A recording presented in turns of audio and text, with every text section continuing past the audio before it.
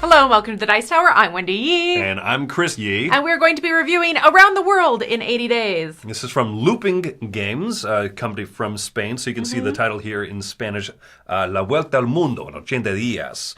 Designed by, not by Jules Verne, actually, whose name appears there. Obviously, this is based on his book. The book, yeah, but Eloy Pujadas and Alex Santiago.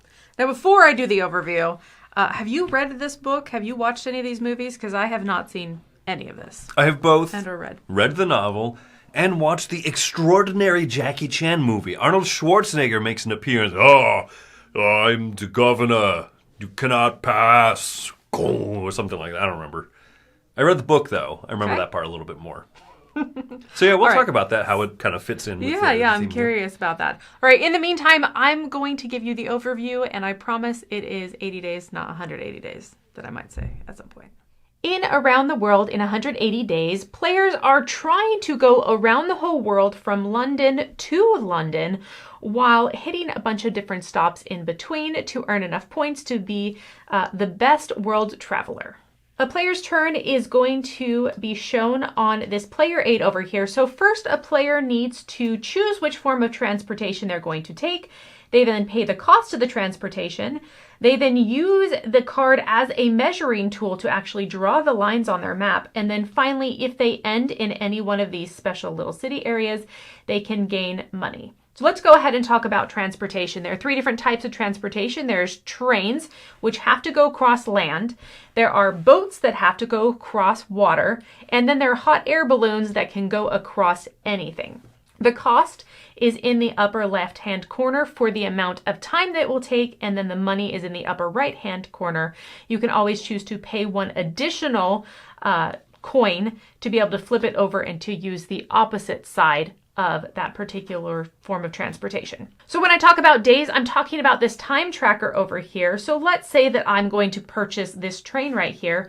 For 6 days, I would move my tracker 6 days forward, and then I would pay the $9 that it costs. I then will take this card and I will use it to measure and hopefully land somewhere where I can get more money.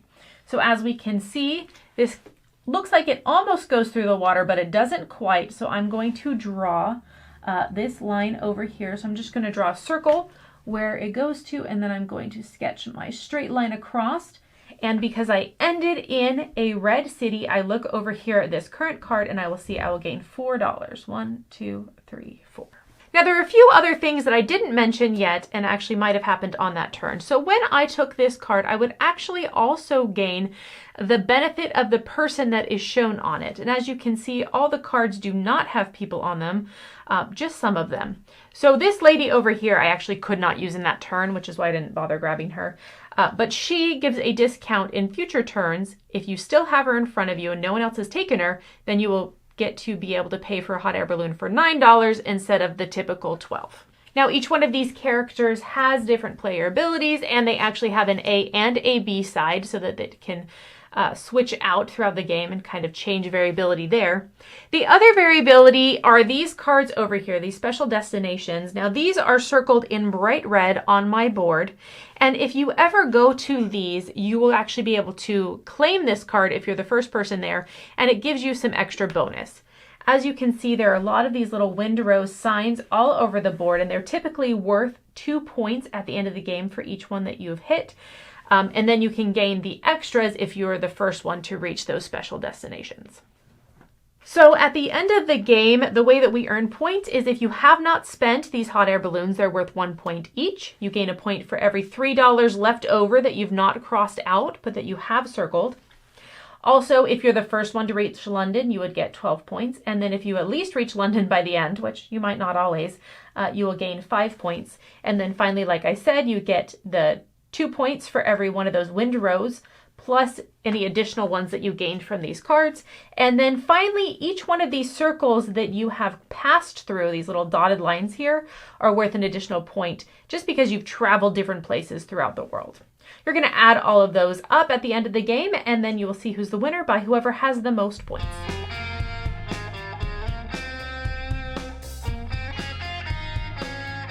All right, so let's go ahead and talk about, this is a roll and write game. And it's got rightiness and rolliness. There's no rolliness, actually. I lied about that. Well, and there's also no writing, right? Because you're drawing out on the map. It's path making, but it fits in what we colloquially call the roll and write genre, right? Pads of paper, you're going to be writing on it. And I got to say, for a game that, yes, you could say, it's not really roll and write. It's broadly speaking how we kind of classify these pen and paper type games. Yeah, it's a pen and paper game. There you go. One thing for me is I am so tempted to use the cards as a ruler in this game. But you really shouldn't because it's going to mark up your cards. I guess you can. You make your own life choices. But you can't. I mean, you just draw a little dot and then you can draw a line yourself. Pull out a real ruler if you really care. I think, okay, so there's a lot of good I have to say about this. It's incredibly unique. It is quite thematic to the book and everything, but the biggest complaint I have about it is that level of imprecision that comes with it. When you have a novel idea like this, I think that, there's going to be those little imprecisions. You just draw a dot, especially because some of those cards, I don't know if you showed this in the overview or not, but there's different lengths, and some of them have the red lines where you can use those as pivot points. Oh, I didn't talk about the pivot points. So one card might be the same length, and another card might allow you to draw the same length route, but it has points at which, as you're drawing along, you can then angle it and rotate it. And I like that so much. And that's super smart because sometimes you have to go around a peninsula in the ocean, or you have to go around the mountains. Yeah. Yeah. I think that that's really neat. But what happens is, and Z talks about this a lot, he talks about imprecision in games, where you are measuring, but it's not like an exact measurement. Yeah, you're drawing a little like wavy ocean line, but also you need to end at a particular point. Right. And we had the table have to agree on, okay, are we hitting a city when we hit the outside band of the city, or do we have to hit the very center of the city for it to be considered? Can you leave the city at an outside point? There are those adventure icons, which are like the big windrows. The windroses. So we kind of, amongst ourselves, say, okay, well, there's like a circle of the windrows, and that's about the same size as all the cities and the port locations. So we'll call that hitting the adventure and not just like the tip of the windrows. Right. We think, right? So there's those little moments of imprecision. There are. But I do think that the measuring of the cards, like using the cards as the measuring tool, is super clever because in this game, I also didn't mention this in the overview, but you cannot pick up the cards and pre-measure. You have to determine from where they're at if you think you have enough length to get where you want to go. And so there are those moments where you're like, I think I've estimated, do I need the big one or do I need the slightly bigger one? And you're like, okay, I'm going to pay for the slightly bigger one just in case. It's going to cost more time. It's going to cost more money. And then you don't need it. You way overshot. And so you just end early because you want to end somewhere where you're going to get lots of money, or you want to end in some adventure or whatever it is.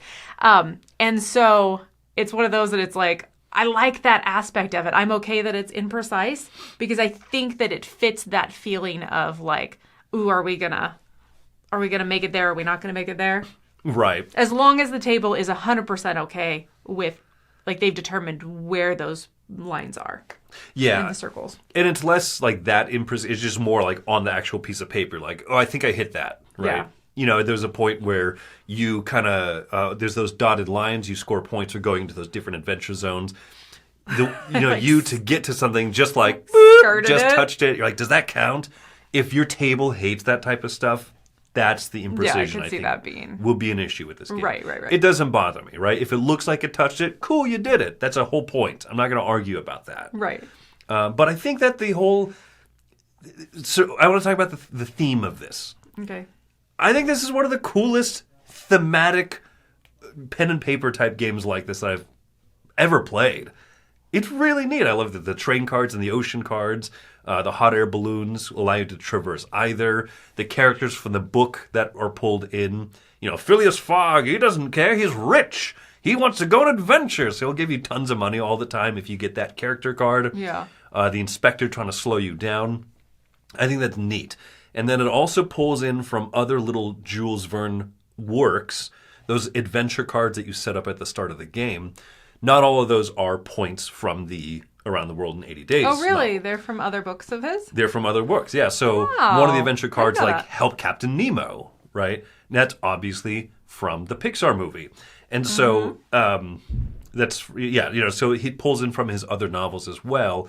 Otherwise, you would have a very straight line across, right? Yeah. No, it allows you to go traverse the world. All the different paths are viable, and it also depends on that opening game layout of the adventures. Yeah. So, okay, cool. Let's go do the thing from Captain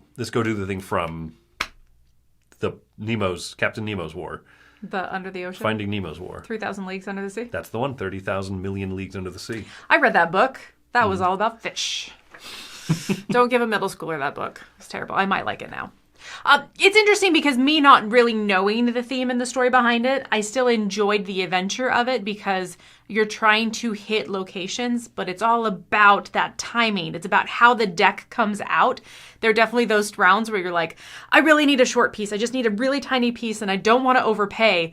And then you're like, oh, it's only long things. Or you have the opposite problem where you're like, I just need to get to London. I need a full speed ahead.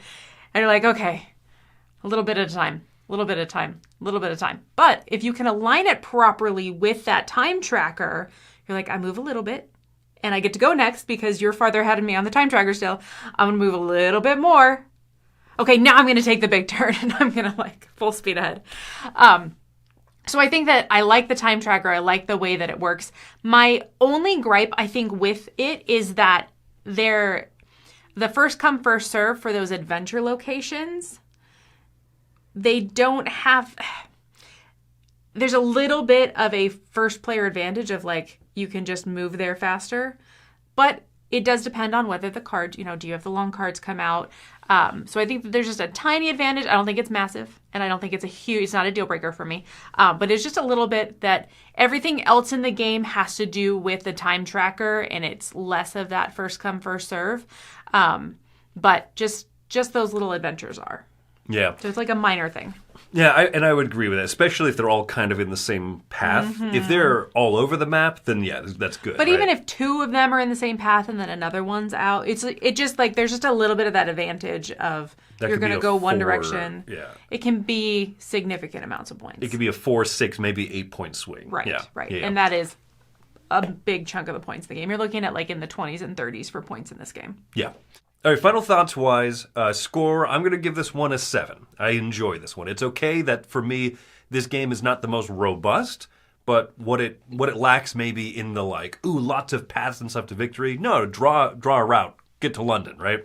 But what it lacks in a little bit of that, it makes up for the fact that it's so novel and feels different than so many other games I've played. I've played a lot of racing games. This one's really cool. I love the look of it.